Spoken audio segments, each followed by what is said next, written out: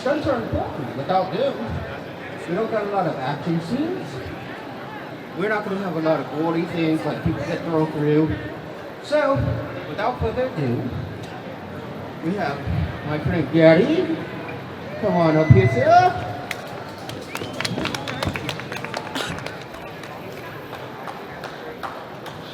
You want to sit up there? You want to stand? Whatever you want to do.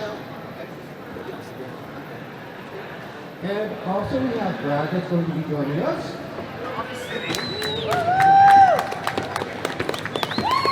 Alright, so just a little bit of background. Okay, Gary, I'm going to sit when the first movie when I was a child was Pete's Dragon that I watched, and this is one of the last, well, it is the last remaining Logan. How many of you guys have ever heard or seen the movie Pete's Dragon? Alright, good. So, what we're going to do is we're going to open it up, they're going to talk a little bit, and I'm going to open it up for you guys to ask questions about anything dealing with their movies or any stunt work that you might have thought about. So, are we ready? Yeah. Oh, no. Are we ready? Yeah. There you go. All right, let's do this. I want to tell you about Cujo. It was a real dog in Cujo. But whenever you saw the star being attacked, it was me in the dog suit. When you saw the real dog, it was attacking a stunt person or the trainer who was dressed like one of the characters. But when you saw any of the actors' faces, it was me. And it's Pete's Dragon. I was one of the go-getters. If you remember Pete's Dragon, there was that hillbilly family that adopted Pete, and then Pete ran away, and the whole movie, their family was chasing Pete to try to get him back. I was one of the go-getters. I was the little one with the beard. And the taller one was Jeff Conaway. Do you remember from Grease and from the show Taxi? That was Jeff Conaway. Anyway, that was Pete's Dragon. Anyway, let me sit down and see what questions you have. Ask me any question, no matter how stupid, and I'll make something up. Get the guy to the hospital, or, you know what I mean? Many times you have to stop shooting because of stunts. That's why a lot of stunts are second unit. It's just the action unit.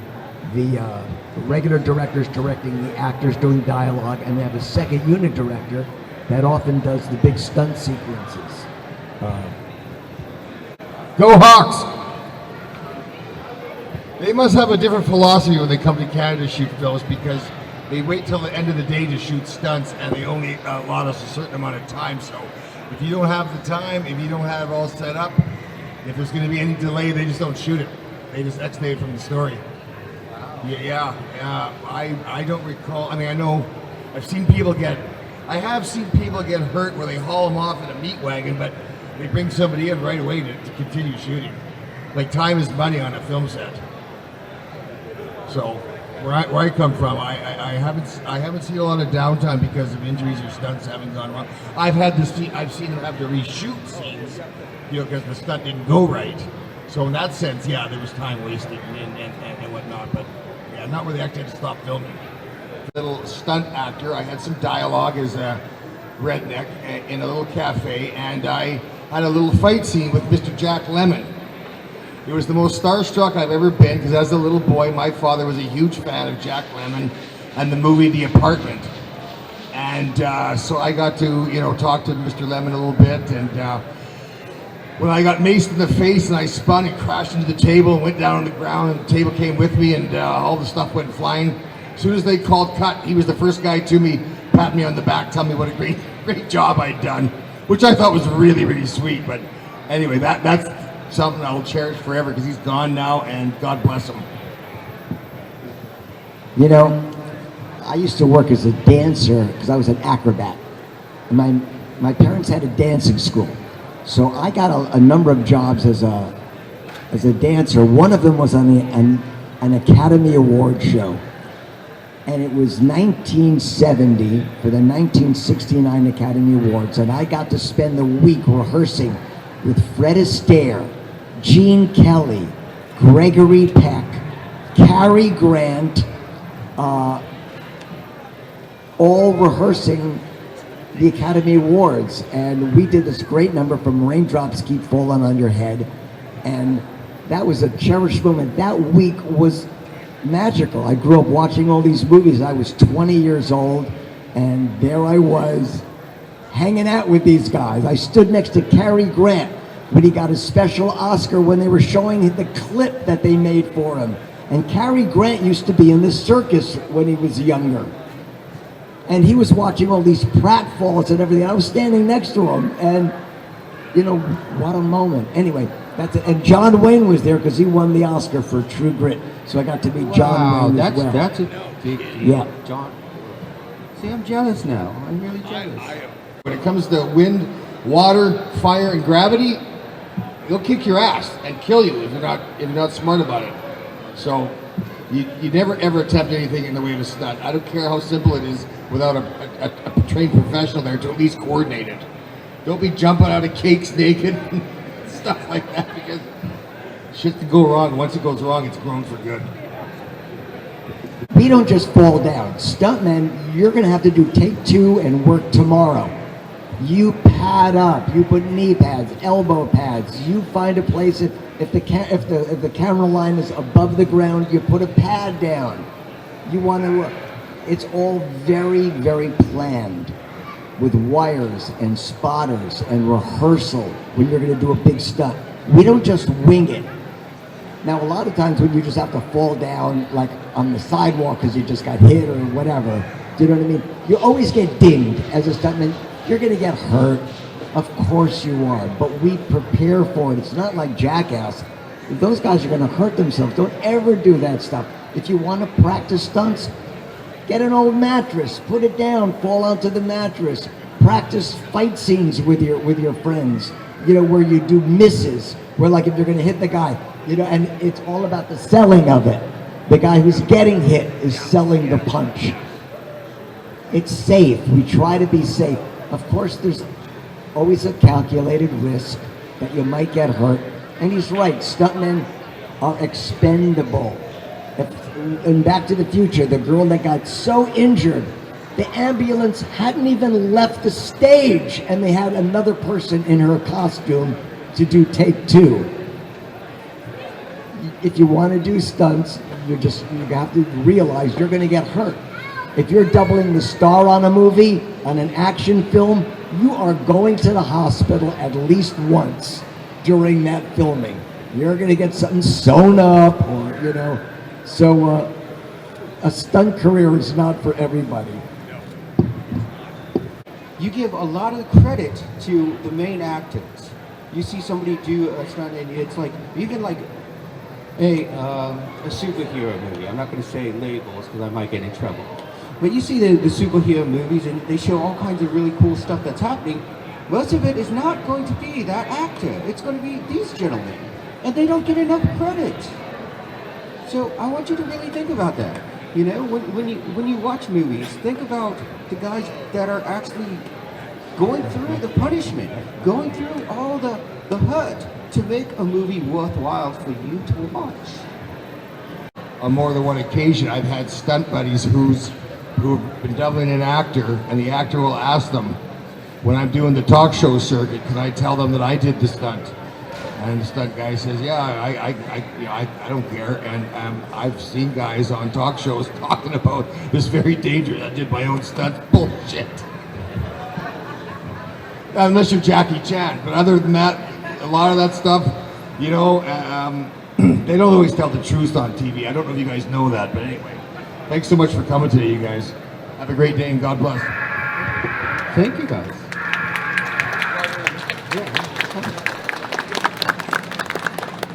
In Hollywood, trying to be a stuntman. We had a small little group. Once we got credit, we kissed our sweet deal goodbye. But now, of course, everybody wants credit. We're trying to get an Academy Award for stunts, and the Academy is not letting us have it. And they said that stunts, that's the Academy of Arts and Sciences, and stunts are neither. And we were going. Every movie, when you advertise it, it's the stunt sequence that you show.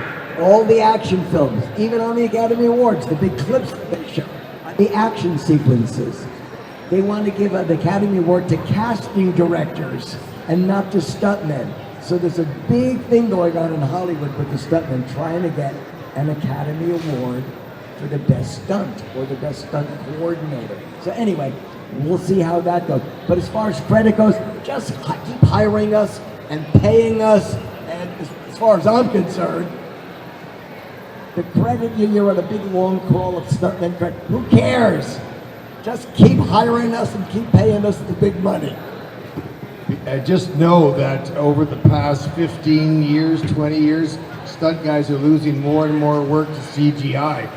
A lot more stuff is being done with computers today, and one day, stuntmen may be a thing of the past. Actors might be a thing of the past. I've heard stories of big name stars copyrighting their own image because of what they can do with computers now. When they take pictures of you from every angle, they can recreate your image, and next day you're watching a Tom Cruise movie that he wasn't even in. So keep that in mind. Boycott CGI. Wanted to do her own stunts with the dog, and the producer kept saying, no, she's going, I'm not afraid of the dog, let me do it. Well, this one stunt girl friend of mine, who's doubling Dee Wallace, there was a scene where the dog, leaps at her and, grabs her in the car and shakes her around. And she's doing it over and over. And as they were pulling the dog off of her, she sat up too soon. They usually wait till the dog is out of the car, and then she sits up, and they put this, like a rag on her throat, that the dog, it's like a toy. And they've got a big leather chest protector, and they got this rag. And she sits up, and they get the dog, they show them the rag, they go, get it. The dog is like crazy. And then they take the rag, then they put the rag on her neck, and they let the dog go, and the dog leaps to grab the rag. Well, one time she sat up, and the dog was trying to re-grab the rag, and she sat into it, and it caught her nose, and lifted it off her face. Wow. It was hanging by the other side, one whole side, okay?